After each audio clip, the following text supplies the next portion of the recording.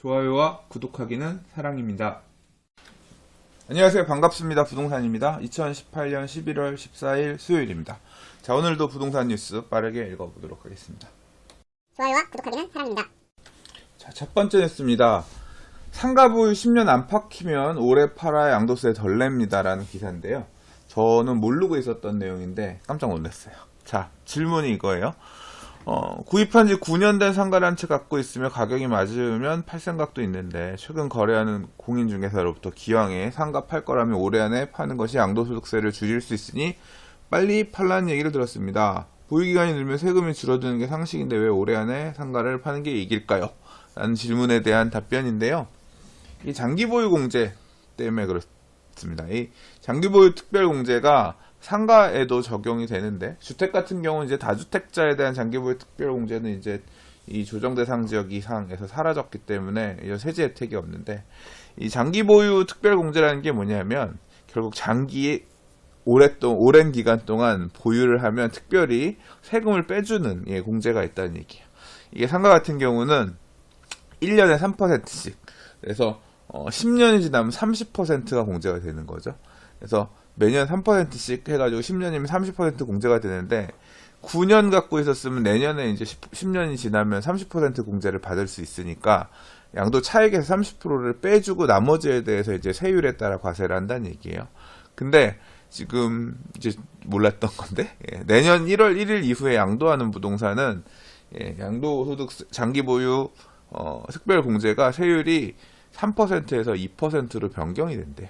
그리고 15년 보유해야지 최대치인 30%의 장기보유 특별공제를 적용받을 수 있다고 합니다.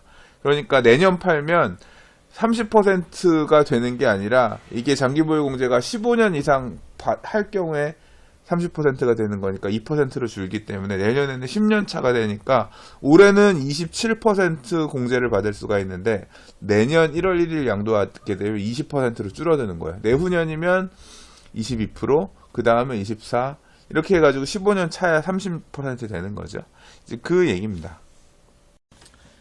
앞으로는 장기보유 특별공제가 15년 가야 만땅 채운다, 이렇게 알고서 생각을 해야겠네요. 세제 혜택이 계속 줄어드는 것 같습니다. 정부의 이 세금 사랑, 비판하는 분들이 많이 계시죠? 예, 저도 그렇게 유쾌하진 않습니다. 좋아요와 구독하기는 사랑입니다. 자, 다음 기사입니다. 독점 업종 확약서 주의보 사기당했다. 상가 분양자에 따라 라는 제목의 기사인데요. 이게 보통 우리 상가 분양할 때 업종 제한하지요. 예를 들자면 약국, 병원이 있는 건물에 약국 하나만 넣겠다라고 해서 약국 업종 제한하면서 분양가를 높인다거나, 아니면 아파트 단지나 아니면 뭐 지식산업센터라든가 이렇게 사무실 많은 공간에서 부동산 중개업소 또 1개 또는 2개 이런 식으로 업종 제한해서 비싸게 분양하든가, 또는 한편으로 편의점 많죠. 오피스텔 같은 경우에 여긴 편의점 자리요라고 해서 업종 제한해서 비싸게 분양한다든가, 이런 식으로 상가 분양가를 차등화하면서 MD 구성한다고 해서 독점 업종들을 주는 경우들이 있습니다.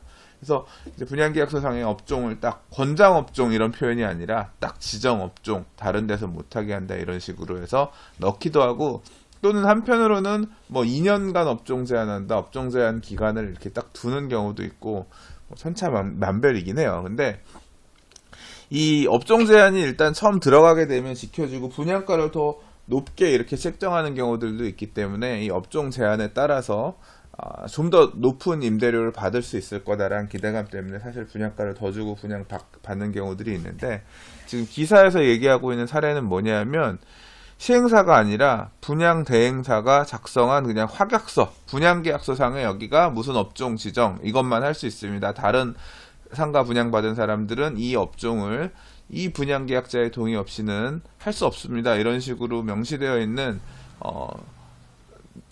분양계약서가 아니라 그냥 지금 사례에서 보는 것처럼 독점 업종 확약서라 그래서 그냥 상기 명시된 업종으로 독점 영업하는 것을 확약함.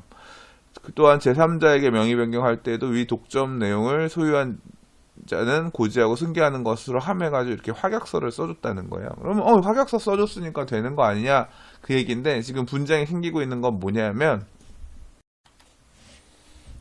이제 여기서 얘기하는 내용 그거예요. 이거는 분양한 분양 대행사가 일종의 그냥 자신의 월권 행위를 해가지고 써준 거지.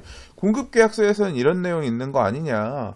그쪽에 가서 따져라. 이런 식으로 상가를 분양한 소유주, 시행사 이쪽에서 우리는 이런 업종을 독점해 준다는 조건으로 이 분양한 게 아닙니다. 판매하는 게 아닙니다.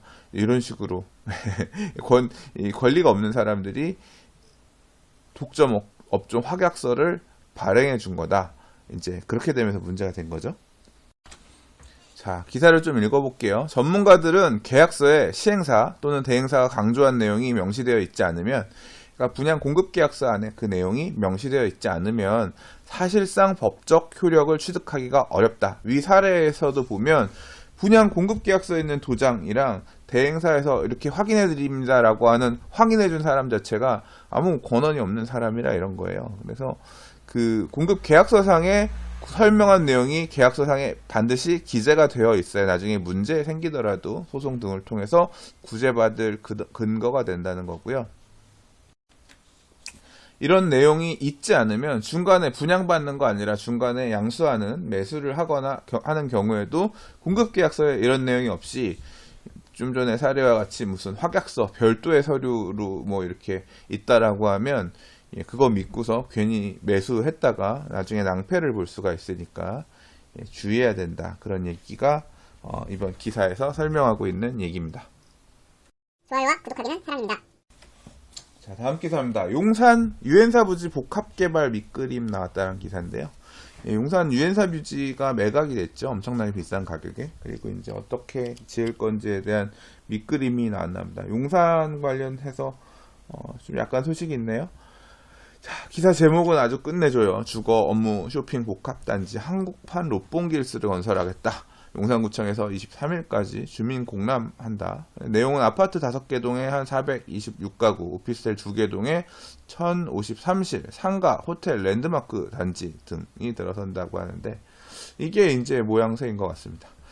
이 동네를 가보면 원래 이쪽 제가 지금 표시하고 있는 이쪽이 한남뉴타운 1구역, 용산구청이 여기 있고요. 용산구청 뒤쪽에 이제 여기가 한남뉴타운 1구역, 여기 크라운 호텔 있고 이쪽에 캐피탈 호텔 있고 여기가 그 청호 아파트 있고 그렇죠.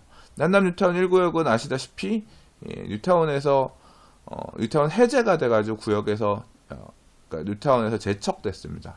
구역이 해제됐고 뉴타운에서 제척됐고 그래서 도시재생사업 그냥 자체적으로 여기는 지금 상권이 엄청 커지고 있기 때문에 그렇게 갈 것 같아요.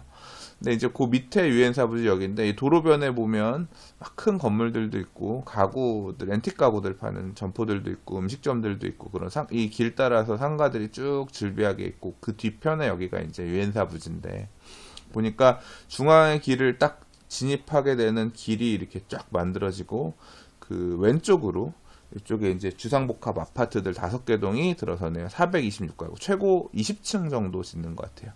그래서 보니까 5개 동 중에서 요 서쪽을 볼 수 있는, 왜냐하면 이쪽 있죠? 예, 지금 이 라인이 뭐냐면 용산공원 부지입니다. 용산공원 예정지예요. 용산민족공원 예정지이기 때문에 공원 전망을 그대로 볼 수 있는 라인들. 아마 이 단지에서는 요 남서쪽으로 남쪽으로도 이제 공원이기 때문에 이 공원 볼 수 있는 라인들이 아마 최고 로얄이 되면서 비싸게 파는 애들이 되지 않을까 싶고 이 안쪽에 있는 애들 같은 경우는 이제 가격은 상대적으로 분양가는 상대적으로 조망권 유무 등에 따라서 약간 차이는 나겠죠.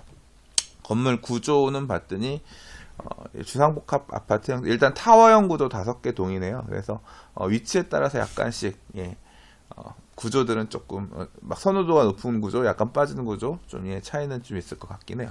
그리고 정확하게 오피스텔 그다음에 업무시설동 같은 경우는 잘 모르겠어요. 대충 봐서는 이 안쪽에 있는 게 호텔이 아닐까. 그리고 이 바깥쪽으로 있는 동들이 오피스텔 또는 업무시설이 되지 않을까. 딱 그림상으로 보면 이 2개 동이 한 오피스텔 정도 될 것 같고, 요 3개 동이 업무시설 정도 되려나요? 아니면 반대로 이 2개 동이 오피스텔 되고 안쪽이 오피스가 되려나요? 아무튼 이렇게 모양이 잡힌 것 같은데요. 이 조감도로만 봐서는 아무래도 이게 남산 때문에 고도 제한이 있어가지고 그렇게 높게 못 짓거든요. 최고 20층짜리 규모라고 하니까 층고가 약간 제한되는 게 살짝 아쉬운 느낌도 들고 모르겠습니다. 아직 뭐 제대로 된 이 조감도는 아니라서 그렇긴 한데 아무튼 이렇게 이런 형태로 지을 거다. 한국판 입주와 시설 구성면에서 한국판 롯봉기 힐스가 될 것이라는 전망이 나온다라고 하는데 일본의 롯봉기 힐스가 이 정도 규모밖에 안 되나요? 규모가 생각보다 작은데 그러면 제가 롯봉기 힐스가 어떤지 잘 몰라가지고 어쨌든 주거, 업무, 그 다음에 호텔까지 복합되어 있는 이런 시설이 들어온다. 그렇게 보면 될 것 같습니다. 다음은 신용산역 북측 2구역 얘기인데요. 여기가 이제 올해 7월 달에 그 신용산역 북측 한강로 도로의 서측에 있는 데입니다. 그래서 신용산역 그 주변에 오피스텔 있고 이제 그 뒤편에 있는 2구역인데요. 여기가 조합 설립을 했는데 이번에 이제 정비구역 지정 변경하기 위해서 다음 달에 도시계획위원회 심의한다고 용적률을 560%에서 60%로 상향 조정하는 거. 이 뒤편에 가면 굉장히 오래된 그 연립주택도 있고 그런 곳인데.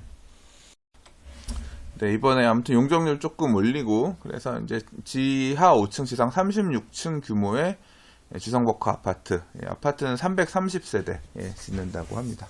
업무시설도 짓고 하겠죠. 이렇게 해서 지금 이 용산 전자상가 가는 쪽에 보면 낙후한 건물들 이런 라인들도 또 이렇게 요 정비 사업을 통해서 신용산역 주변에 있는 도시환경 정비 사업구역들 정비하면서 다시 태어날 거다. 사업 단계로 보면 아직 굉장히 초기 단계예요. 이제 구역 지정 변경이니까 조합 설립했고 사업 시행인가 분양 신청 갈 길이 머네요. 아무튼 이렇게 또 이 용산의 봄이 조금씩 오고 있다. 그런 얘기입니다. 좋아요와 구독하기는 사랑입니다. 자, 이 탑석 센트럴자의 의정부 분양을 했는데 뭐 견본주택 보러 온 사람들도 엄청 많았고 보니까 주변에서도 이거 청약하신 분들이 꽤 돼요. 그러니까 제가 부동산 관련해서 아는 분들 아니라 그냥 주변에 이제 취미나 이런 거 관련해서 아는 분들이 이거 청약해도 괜찮겠냐고 물어보시는 분들이 꽤 계시더라고요. 그래서 일반인들 그 인근에 사시는 분들 입장에선 관심이 있구나. 이제 그게 되게 느껴졌었거든요. 근데 지금 의정부 탑석 센트럴 자이에 2만여 명이 청약을 했다. 2000년도 이후에 의정부에 이제까지 청약했던 전체 청약자 숫자와 비슷할 정도로 굉장히 많은 사람들이 청약했다라는 얘기입니다. 진짜 엄청나네요. 평균 476가구 공급에 2만 23명이 몰려서 41.7대 1의 경쟁률을 보였고 지금 이번 청약자 중 의정부 거주자가 1만 1천명으로 1순위자 11만 명 중에 10명 중에 1명 정도가 청약했다라고 합니다. 의정부 쪽에 좀 오랜만에 괜찮은 분양 물량이 있었던 영향도 있는 것 같고요. 그리고 이제 요새 투자의 흐름들 자체가 비규제 지역으로 옮겨가는 그런 모양새가 보인다. 그래서 이제까지 덜 올랐던 지역들, 관심이 덜 있었던 지역들, 소외 지역들이 뭐 일부 지역들 같은 경우는 세력들이 들어가서 물건들을 막 매집하면서 그런 현상이 발생한 경우도 있었던 것 같고요. 그렇지 않은 좀 이렇게 덜 소외됐던 지역들, 일종의 풍선 효과처럼 그런 지역들 간다라고 해서 움직이는 움직임도 분명히 있었던 것 같긴 한데요. 일단 이번 청약 결과에 대한 평가는 그 두 가지가 중복된 걸로 보이는 것 같습니다. 일단 촘촘한 청약 규제에서 벗어난 반사 이익도 하나가 있고, 그 다음에 의정부 아파트들이 전체적으로 노후화가 심각해서 새 아파트에 대한 니즈가 어느 정도 있기는 한데, 그다음에 이제 오랜만에 공급된 괜찮은 새 아파트다라는 평가가 있어서 의정부에 있었던 청약 통장들이 상당수, 그 다음에 외지에 있는 통장들까지 들어가서 이렇게 높은 청약 경쟁률이 나왔다. 이렇게 보여지는 것 같아요. 좋아요와 구독하기는 사랑입니다. 자, 오늘 준비한 마지막 기사입니다. 모두가 헬리오시티를 얘기할 때 개포를 얘기하시는 분도 있습니다. 그리고 강동을 이야기하시는 분도 있죠.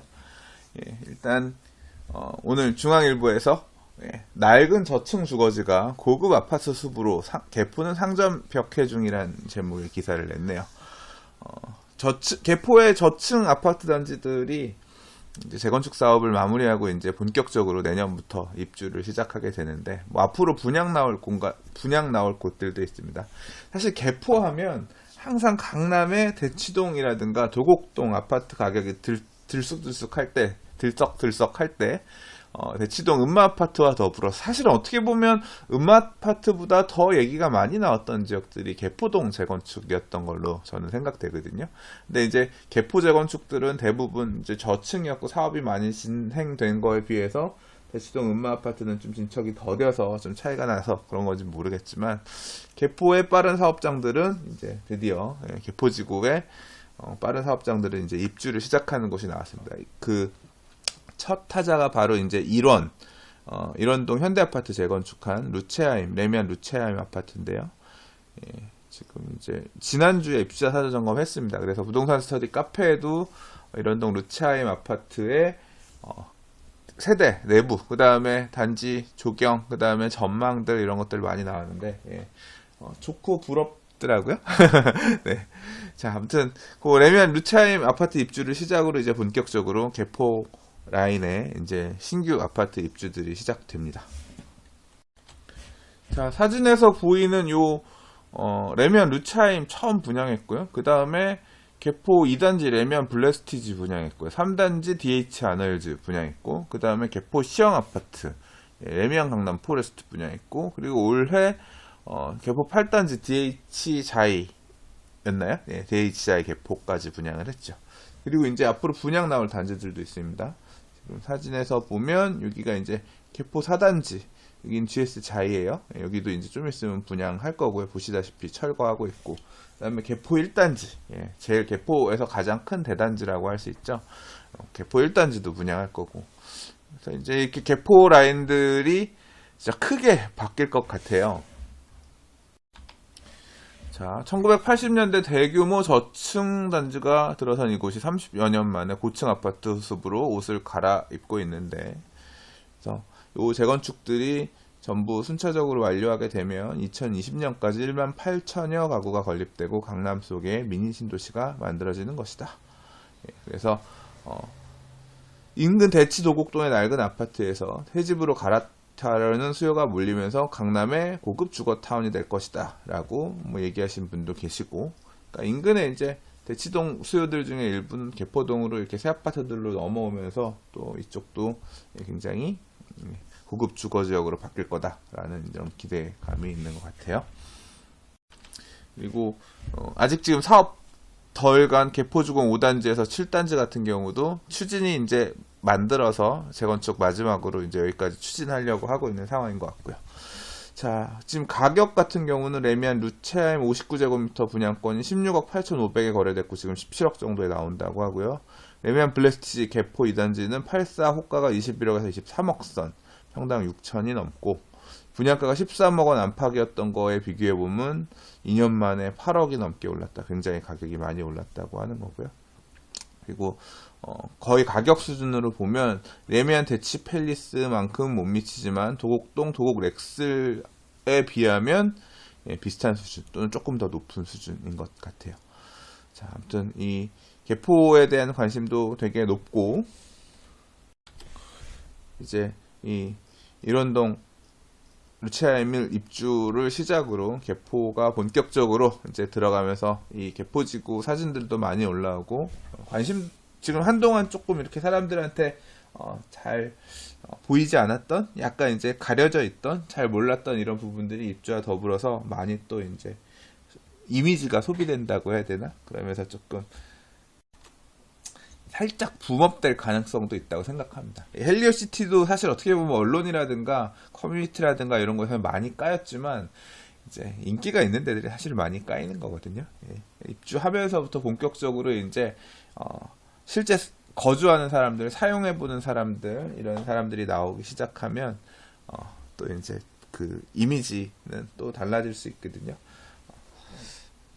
이제 올해는 그 송파일리오시티가 그 몫을 했다고 하면 내년에는 고덕하고 개포가 조금 분양들이 빨랐으니까 개포가 먼저, 그 다음에 고덕이 그 다음 이어지면서 강남권 시장의 어떤 기사들을 장식하는 또는 커뮤니티에서 소비되는 그런 어떤 대장주로 대장주 단지들, 지역들이 되지 않을까 그런 생각도 드네요.